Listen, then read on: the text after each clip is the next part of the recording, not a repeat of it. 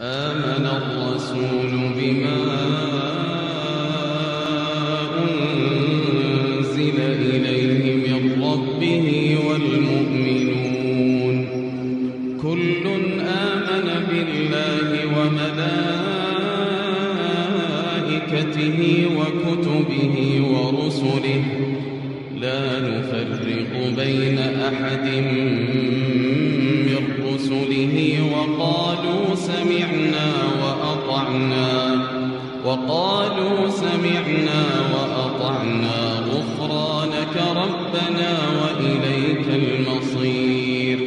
لا يكلف الله نفسا إلا وسعها لها ما كسبت وعليها ما اكتسبت ربنا لا تؤاخذنا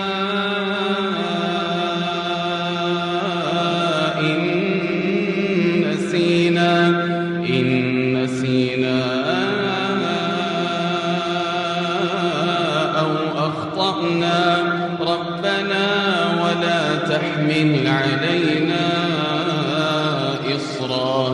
إصرا كما حملته على الذين من قبلنا ربنا ولا تحملنا ما لا طاقة لنا